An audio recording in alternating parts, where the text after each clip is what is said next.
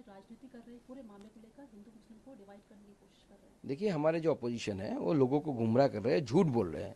और मैं समझता हूँ कि डेमोक्रेसी में जो मीडिया और हमारी फोर्थ पिलर होती है, आप लोगों को चाहिए कि इन लोगों की जो मुखौटा है उसको उतार के फेंकने के लिए, क्योंकि सिमिलर काइंड ऑफ नोटिफिकेशन जब मुलायम सिंह जी की सरकार थी, मुलायम सिंह जी ने निकाला था।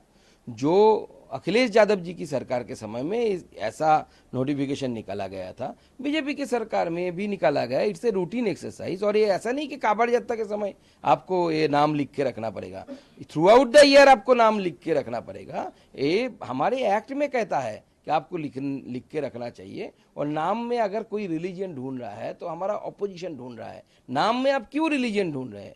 बहुत हिंदू मुस्लिम दुकान में खाते हैं, जो नॉनवेज खाते हैं वो लोग तो मुस्लिम दुकान में जाते हैं। तो रिलीजियन आप नाम में ढूंढ रहे हैं। हम बिरयानी खाने के लिए बहुत बंगाल में बहुत ऐसे दुकान है जहाँ पे हम जाते हैं जो रन बाय द मुस्लिम। सो हमारे जो अपोजिशन है, अपोजिशन के पास कोई क्लू नहीं है और ये देश को बांटने के लिए कोशिश कर रहे हैं। और ओवैसी जैसे लोग जिन्ना की रोल अदा कर रहे हैं। स्पेसिफिक जो रिलीजन है उनका जो पॉपुलेशन बढ़ रहा है लगातार, हेमंता कह रहे हैं कि राहुल गांधी को उसका ब्रांड एम्बेसडर होना चाहिए ताकि वो उनको बोले और उनकी बात मानेंगे भी। देखिए, हेमंत जी ने जो बताया कि 2050 तक आसाम मुस्लिम डोमिनेटेड स्टेट में रूपांतरित होगा, ये बहुत ही कॉन्सर्न की बात है।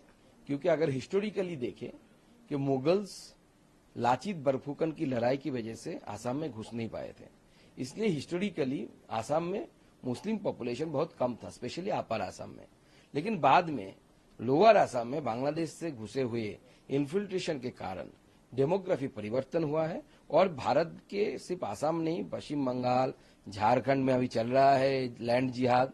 ऐसे बहुत सारे हथकंडे के द्वारा डेमोग्राफी को चेंज किया जा रहा है और उसके ऊपर पूरे देश को सोचना चाहिए। अगर राहुल गांधी ब्रांड एम्बेसडर होते हैं और जनसंख्या नियंत्रण करने की बात कहते हैं तो अच्छा है। राहुल गांधी तो पढ़े लिखे आदमी हैं, विदेश से पढ़े हैं, हमने सुना है। तो उन्हें तो शायद लगता है, तो उन्होंने तो खुद भी शादी नहीं की जनसंख्या नियंत्रण के लिए, तो उनको तो ब्रांड एम्बेसडर ही होना चाहिए इसका। और रिजर्वेशन को लेकर बांग्लादेश में प्रदर्शन चल रहा है, कई लोगों की मौत भी हो गई है। दिल्ली को भारत को लेकर भी एडवाइस दी है यहाँ पर, कैसे इन चीजों को आप देखिए, बांग्लादेश एक अलग देश है और सोवरेन कंट्री है। इस विषय में हमें कुछ बोलना नहीं चाहिए।